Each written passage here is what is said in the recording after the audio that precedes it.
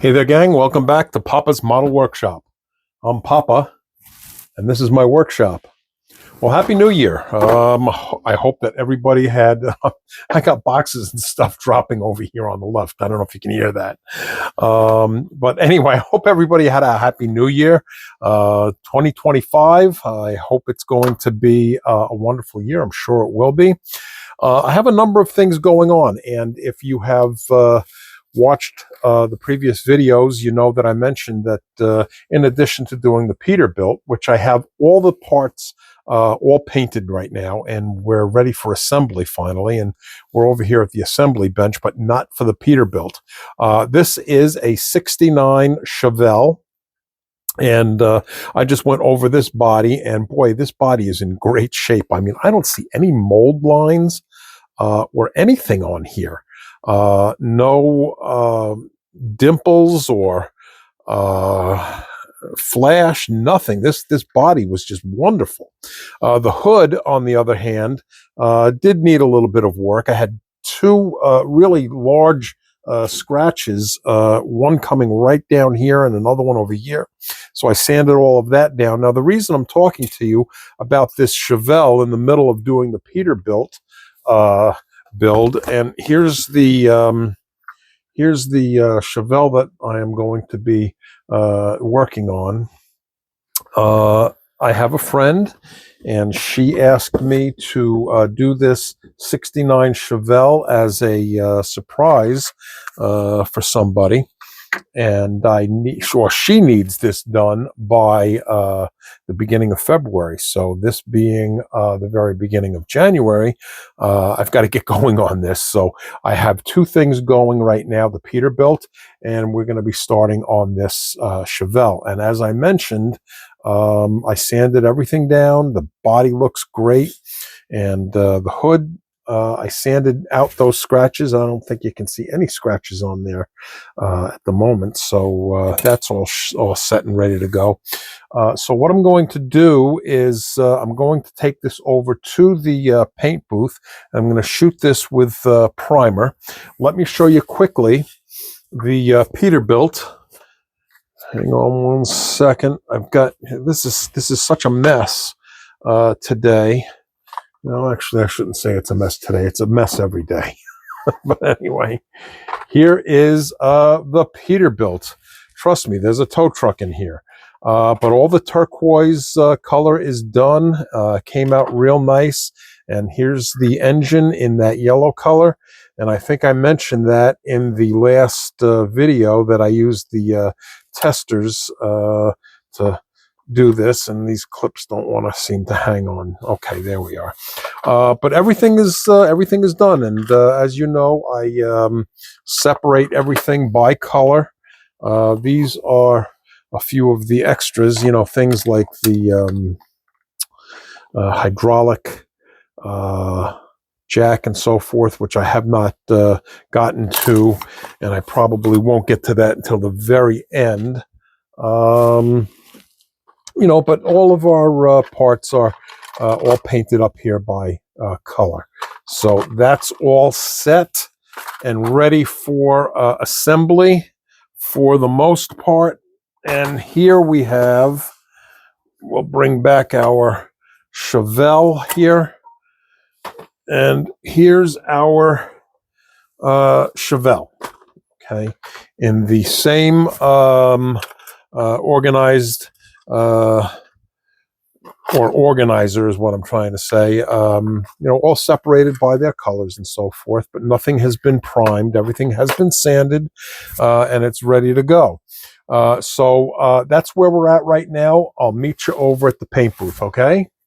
All right, we're over here at the paint booth. Got our Chevelle all set and ready to go. I'm going to be using the Bukasa airbrush with a 0.5 needle. I'm using Stynylrez as my primer, okay, and I've got the compressor set at 22 psi. All right, so give a quick test shot there. All right, it looks like we're flowing pretty well, so I'll tell you, let's get started.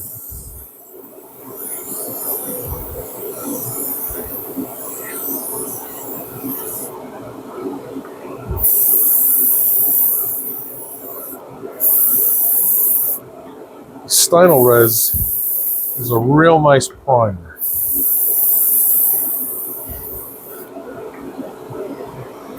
One thing though, if you're going with a white primer on a white car, it's difficult to see. You kind of have to keep track of things in your mind as far as what you did and didn't do. Oops, sorry, I hit the camera, I think. And the person that I am building this car for, I have some very specific instructions. They want this car to be done in white, so I'm going to be going again, white on white. And hang on, where is my, here we go, here's my hood. So I'll be going white on white with this throughout. So yeah, I guess I'm gonna have to pay attention to what I'm doing.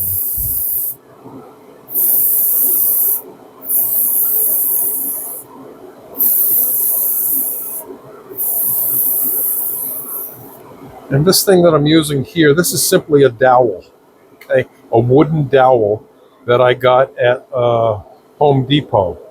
I call Home Depot Normland because Norm Abrams from the house, what was the name of that show? Brain freeze, I can't think of it. Anyway, This Old House, that's what it was called. Anyway, Norm Abrams on This Old House had every tool in the entire world.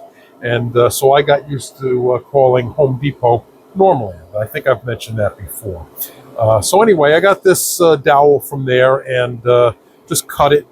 And this is masking tape that's just doubled over on itself. And that seems to be holding my hood for me. So I use this for a number of different things. So, all right.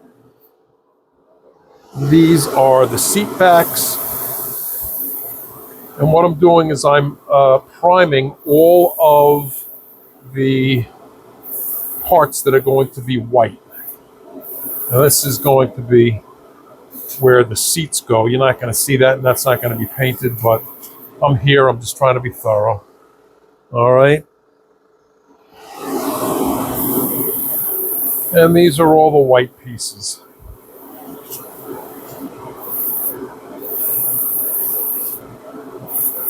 All right, so I have a whole bin full of parts that need to be primed, but what you just saw me do is about the same as I'm going to be going through with the other parts. So I'll pause this and I'll get back to you when I've got all of this primed and done, okay? All right, well, we're back from the paint booth, and for you, that was only about a second. But for me, it's been a couple of hours. In addition to priming this, I primed everything in the entire kit. And yeah, that took some time. So anyway, these parts that are up here are all going to be white. And the primer is all applied and dried and cured, so I can actually get right to work with the sanding of this primer, or of this Chevelle. So I'm using a 1000 grit sanding stick. All right, we're going to go over that and get that nice and smooth. And I'm not going to go over all the parts on camera and make you watch me sand every little piece, because that would get a little bit tedious. I know it's kind of a tedious, boring job on my end. It's one of my least favorite things to do. I'm going to take that off. Is sanding. But it's a necessary step. And if you pay attention to what you're doing and get all of your surfaces sanded, it will pay you dividends later on. And it's all connected. Okay, you get the priming down properly, and then you get everything sanded down properly. Then your paint will go on properly, and you lay down that 2K clear, and that'll go down nicely without any problems. Then you polish it out, and the end result is you're going to have a pretty nice looking car. So you have to take the time to go through all these steps. And actually, I'll tell you, I left out a couple of steps. Even before you prime it, you have to sand everything. And before you do that, I wash everything in a great big stew pot. Okay, my wife makes stew in this pot. Actually, she makes spaghetti sauce in it. Well, she makes a bunch of stuff in it. It's a great big pot is what I'm trying to get at. And I fill that up with water and Dawn dish detergent. And I let that soak to get all the impurities and ickies off of the plastic in preparation for priming. And I got to tell you, I belong to a number of Facebook groups, and I've discussed this very thing in different forums on Facebook. And if you want to spark a heated debate about soaking your parts in Dawn dish detergent and water, just post that on a forum somewhere, and you will get a response like you can't believe. I mean, it actually surprises me how heated it gets. I mean, some people get downright savage about it, which I don't understand. You can have a difference of opinion, and you can have your way of doing things. I just share the way I do things. I'm not saying that my way is the only way. I'm up to 3,000, by the way. I forgot to tell you that. But as I said, I'm not saying that my way is the only way. I'm not saying that my way is right and that's the end of it. I simply share with the folks on Facebook, well, and even here, simply my way of doing things. But by no means am I trying to tell you that my way is the one and only right way. Not at all. And I'll say this again. I think I've mentioned this in the past. I do not try to claim that I am a master model builder, not by any stretch of the imagination. I am a weekend hobbyist. I own a business, so I don't really get an opportunity to get down here during the week, although this week is Christmas week, and I'm off this week. So this week I am down here just about every day, which for me is heaven. I'm going up to 7,000, okay? But in general, okay, outside of it being holiday time right now, I'm usually only down here on the weekends. So I am not, as I said, that's nice and smooth.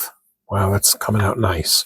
I am not by any means what I would consider a master model builder.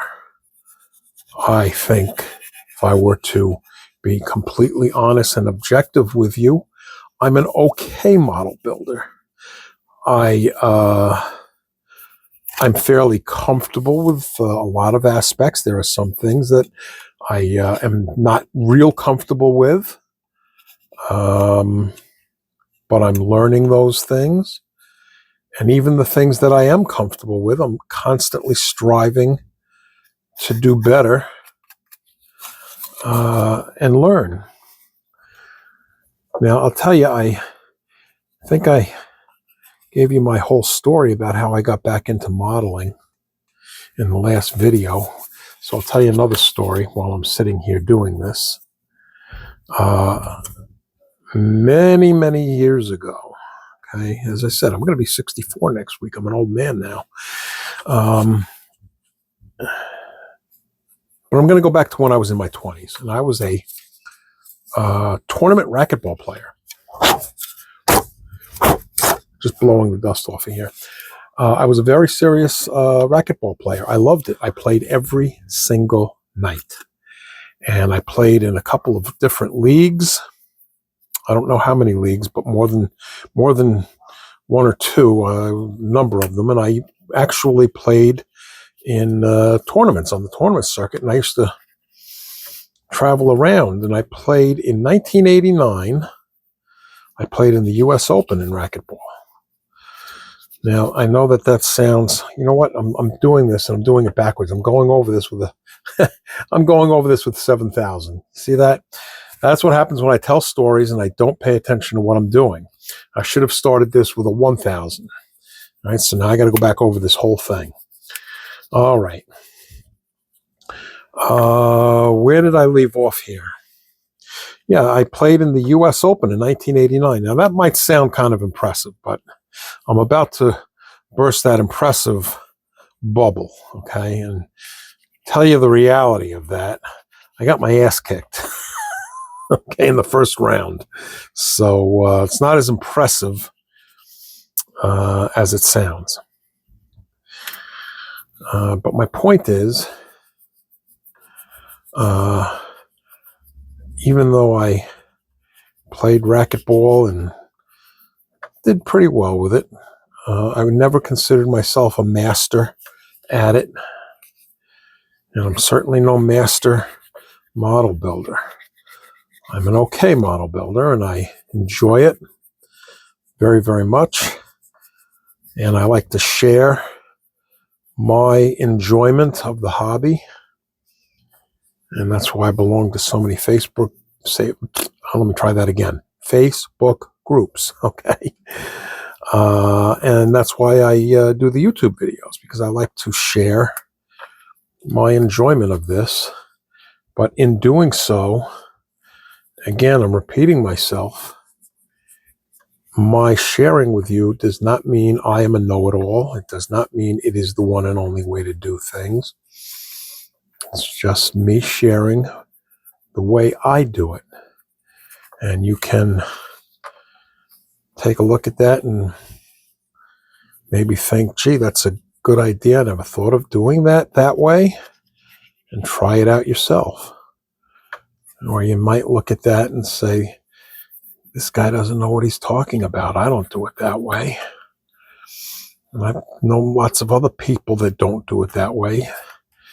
So don't listen to Papa on Papa's Model Workshop. He doesn't know what he's talking about. And I don't know, maybe I don't. I'm just sharing the way I do it.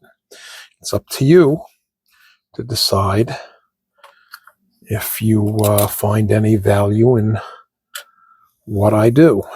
Sorry about my hand getting in there. I'm just taking things off these helping hands here. And as a matter of fact, I've got this little piece of sprue right there.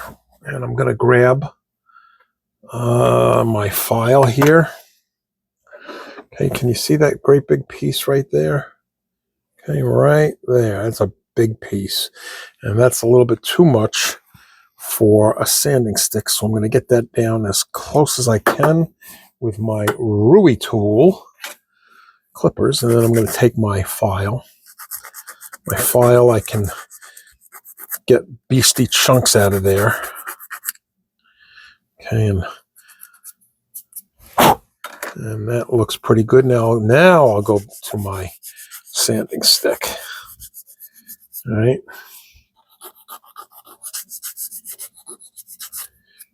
Okay.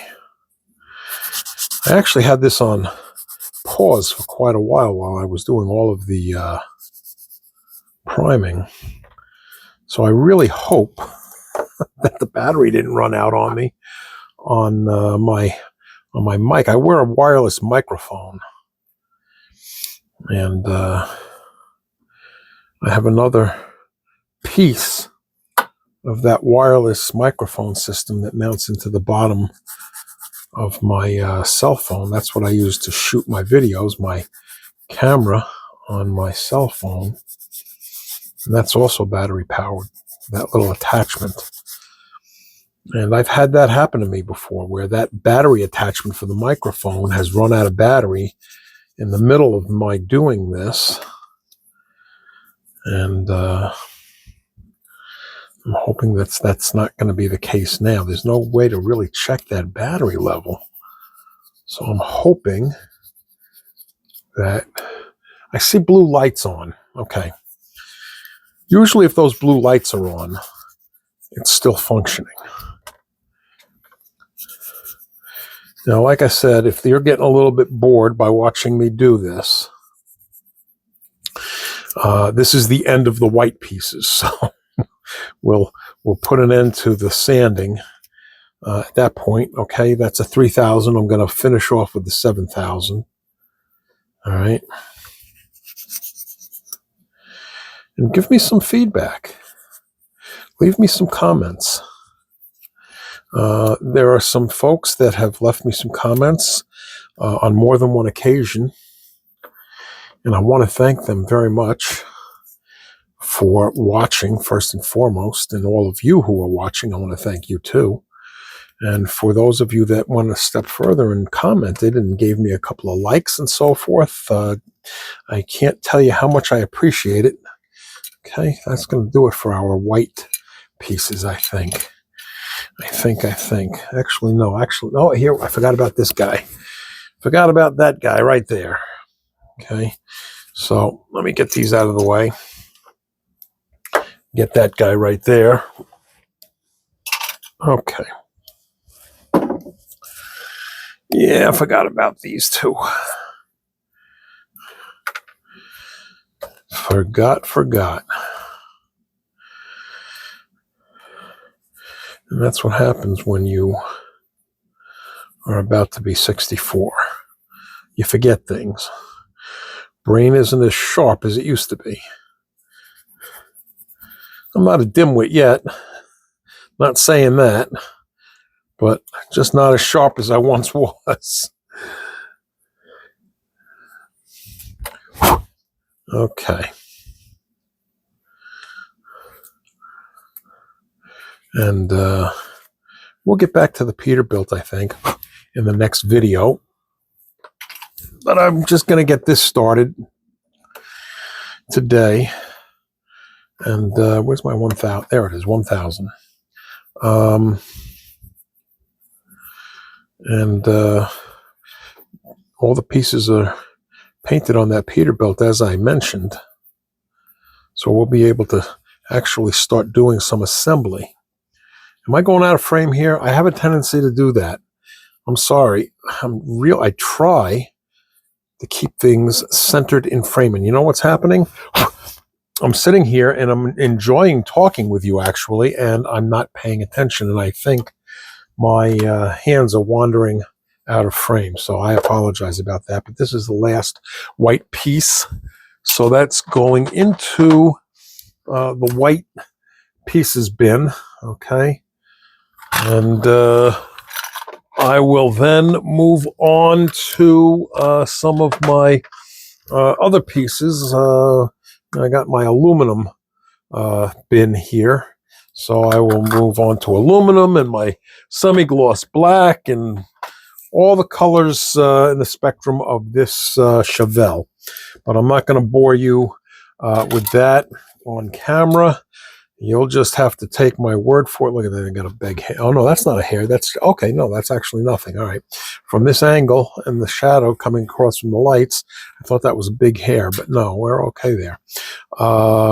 But anyway, you'll just have to take my word for it that I sanded down all the rest of those pieces, even though you didn't actually see me do it.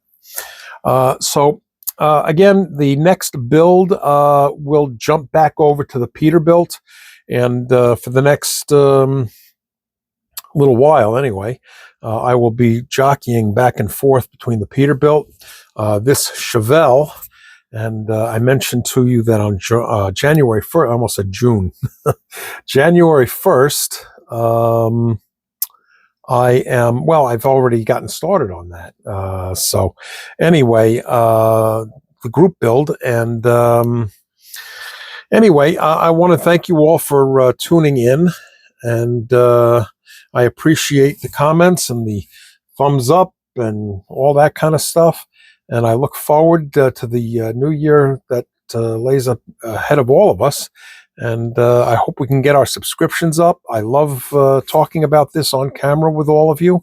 So give me some feedback and let me know how I'm doing, whether you think I'm doing all right, or gee, I wish you'd do this or stop doing that.